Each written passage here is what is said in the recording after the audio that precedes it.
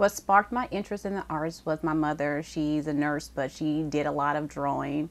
When I was a child, she would make these ladies as flowers, and she made me as a pink lady in a flower, and I was hooked ever since. My artistic style would be described as Afrofuturistic. A lot of contemporary gestures and geometrics in the work and color. A few of my inspirations, I would focus on like artists such as Kehinde Wiley, Fafi, Miss Fan, Andy Warhol, KAWS, Keith Haring.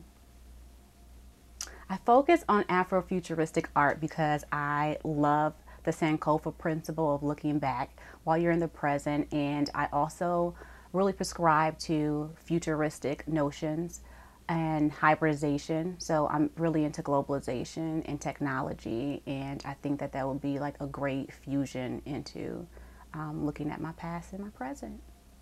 I think the story that I'm telling with my art is that women are multifaceted and that we come in all different shapes, texture, sizes, etc. And I like to make sure that the woman feels like she's a powerhouse and for them to be inspired and empowered by the work. So I hope that that's what I'm giving, the story that I'm giving, to inspire and empower women. I am highly influenced by the Harlem Renaissance era within the arts because it was very dynamic.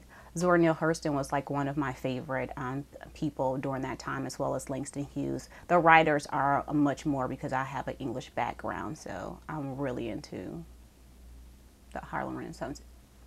It's been said that art is a keepsake of history. Through music, painting, and other forms of creative expression, the stories of a culture over the decades can be told through art.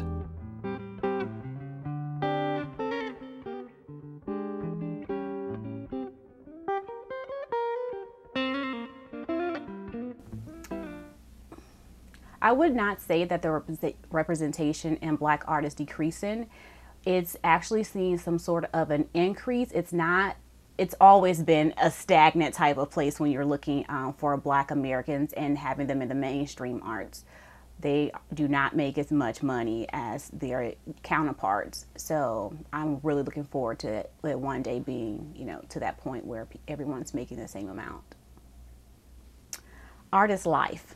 And I feel like it is very, very important to keep art in the Black culture as well as any other community, any other culture. Like art really expresses everything about ourselves. So it's very universal and it helps us communicate with one another. So it's very important. How do you think art today is different from art of the past, if different at all? Art today is sort of different from art of the past because we have this huge phenomenon called technology, and we're able to get inspiration across the globe and embed it into our works. So it's very different in that case. One of my favorite pieces of art is that piece, which is the Soul Lady Sunrise piece. I stopped painting for a year and just going through a transformation. So I have this huge afro that actually illuminates and glow in the dark, and it also, when you put a black light on it, it goes from different colors, and it was pretty much like the afro, the sun. It could also look like a hat, as a crown of glory. But also there's a serpent on her breast, and she's in the different skin tones of greens for the shedding of the skin. So it's a transformation and awakening of womanhood. My goals as an artist is simply to inspire, to create, and to empower. Years down the line, I would like the artists, people in general, to get from my work that women are multifaceted, and that pretty much that you can be a powerhouse and really prescribe to whatever you want to do.